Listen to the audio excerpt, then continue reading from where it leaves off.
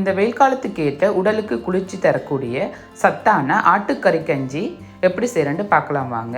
அசைவம் விரும்பாதவங்க இதில் மட்டனை தவிர்த்துட்டு காய்கறிகளை மட்டும் சேர்த்து இதே முறையில் சமைச்சு சாப்பிடலாம்.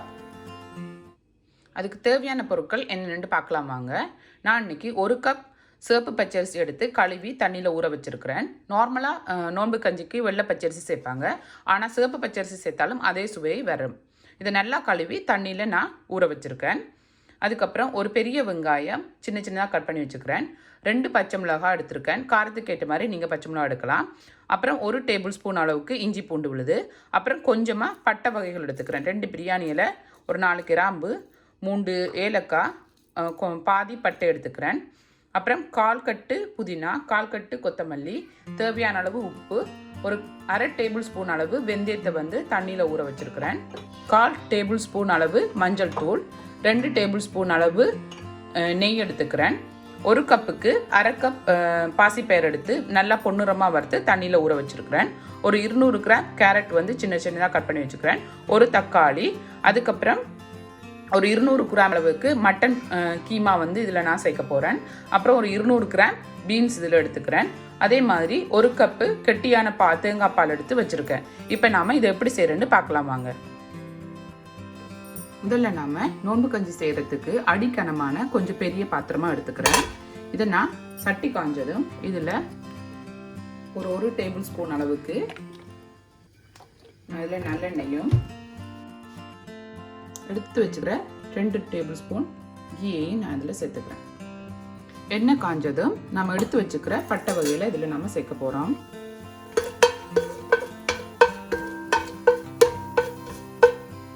அப்புறம் நம்ம எடுத்து வச்சுக்கிற ஒரு 2 பச்சை மிளகாவும் ஒரு பெரிய வெங்காயம் சேர்த்துக்க போகிறோம்.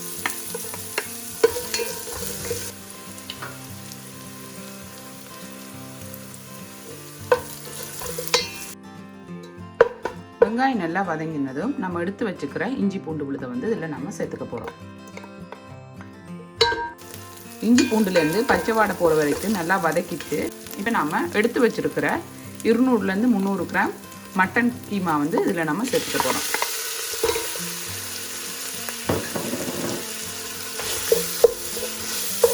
இதில் நம்ம ஒரு 1/4 டேபிள் ஸ்பூன் அவளுக்கு உப்பும், 1/4 டேபிள் ஸ்பூன் மஞ்சத்தூளையும் சேர்த்து கொஞ்சம் நேரம் வேக விட போகிறோம்.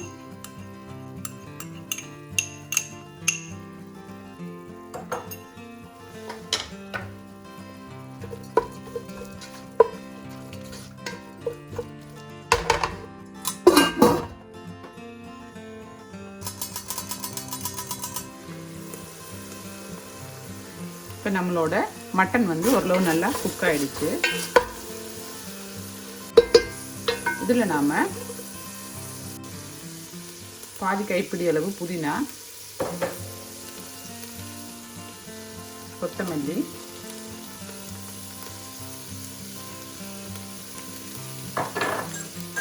அப்புறம் எடுத்து வச்சுக்கிற வெந்தயம்,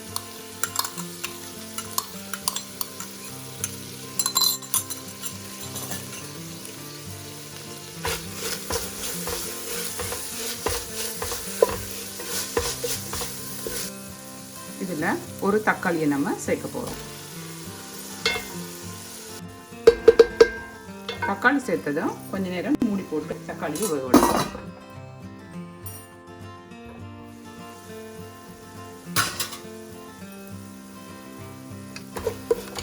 தக்காளி நல்லா வதங்கிடுச்சு.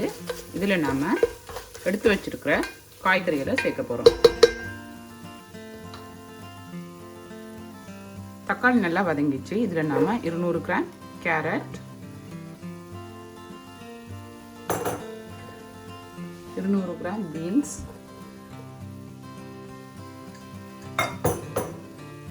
சேர்க்க போகிறோம்.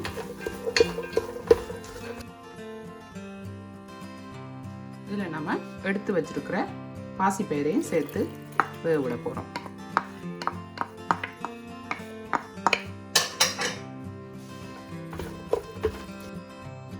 இப்போ நாம் 1 கப்புக்கு 6 கப் என்ற விதம் தண்ணி சேர்த்துக்கலாம். இது கஞ்சி என்றபடியாக தாராளமாக நீங்கள் தண்ணி சேர்த்துக்கலாம்.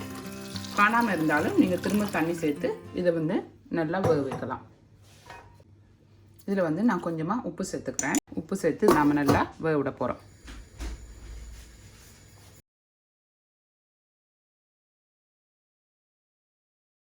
இப்போ நாம் இதில் சேர்த்த பாசிப்பருப்பு இதெல்லாம் கொஞ்சம் வெந்ததும் நாம் எடுத்து வச்சுருக்கிற அரிசியை வந்து இதில் நாம் சேர்க்க போகிறோம். சுவையான நோன்பு கஞ்சி வந்து ரெடி ஆயிடுச்சு. இதில்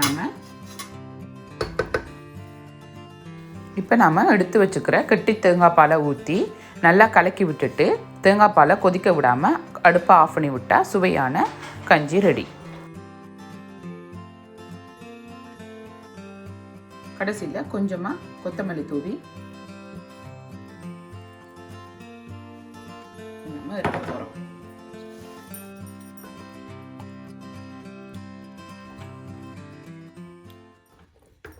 இந்த வெயில் காலத்துக்கு ஏற்ற ஆரோக்கியமான நோன்பு கஞ்சி ரெடி ஆயிடுச்சு.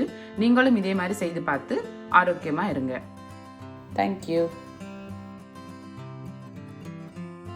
உங்களுக்கு இந்த ரெசிபி பிடிச்சிருந்தா லைக் பண்ணுங்கள், கமெண்ட் பண்ணுங்கள், ஷேர் பண்ணுங்கள், மறக்காமல் சப்ஸ்கிரைப் பண்ணுங்கள். தேங்க்யூ.